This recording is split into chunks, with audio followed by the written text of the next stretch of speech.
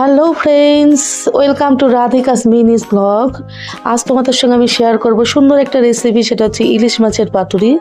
ইলিশ মাছ ছোটো ছোটো ভালো করে কেটে ধুয়ে পরিষ্কার করে তারপরে সব রকমের মশলা দিয়ে ভালো করে মেখে খানিকক্ষণ রেখে দিতে হবে। এর মধ্যে ছিল জিরে বাটা, শুকনো লঙ্কা বাটা, তেল, লঙ্কা, হলুদ, নুন সব দিয়ে মেখে আমি মাছটাকে কিছুক্ষণ রেখে দিয়েছি। তারপরে কড়াইয়ে তেল দিয়ে, সর্ষের তেল দিয়ে, শুকনো লঙ্কা দিয়ে, জিরা ফোড়ন দিয়ে আবার মাছটাকে ঢেলে দিতে হয়েছে।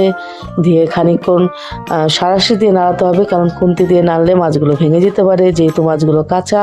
তারপরে একটুখানি কড়াই ধোয়া জল দিয়ে, মানে থালটা ধোয়া জল দিয়ে কিছুক্ষণ লো ফ্লেমে একদম রেখে দিতে হবে 5 মিনিট মতন।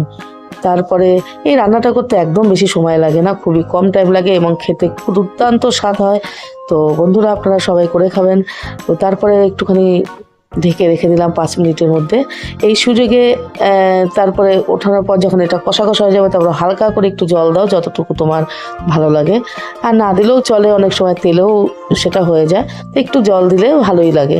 গরম জল দিয়ে দিতে হবে, গরম জল দিয়ে একটু ফুটতে দিতে হবে, আবার কমিয়ে বসিয়ে রাখো। সেই সুযোগে আমি সব মশলা আমি পাটায় বাটি, শিল নোড়াতে, সেখানে একটু এলাচ নিয়ে একটু বেটে নিলাম। বাটা হয়ে গেলে সেটাকে ওটাতে দিয়ে দিতে হবে, সেটা একটু পরে।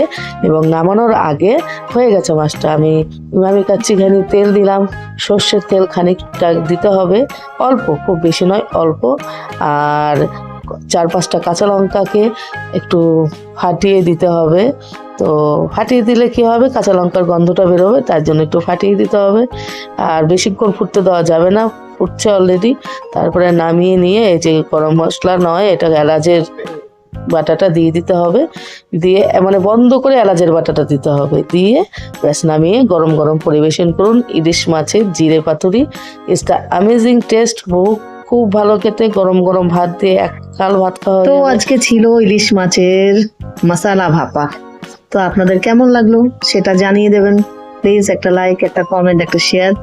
আর আপনাদের এইটুখানি হেল্প আমাকে সামনের দিকে এগিয়ে যাবে। আমি আরো সুন্দর সুন্দর রান্না করে আমি দেবো, রিলস তো বানাই, সঙ্গে রান্নাও আপনাদেরকে কিছু কিছু দেবো। এটা তো আমার ব্লগ চ্যানেল, তো আমি সবকিছুই করতে পারি।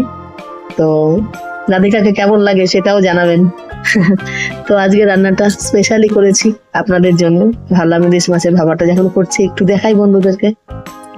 তো কেমন লাগলো অবশ্যই জানাবেন, আর বাড়িতে সবাই করে খাবেন রেসিপিটা। ওকে, বাই।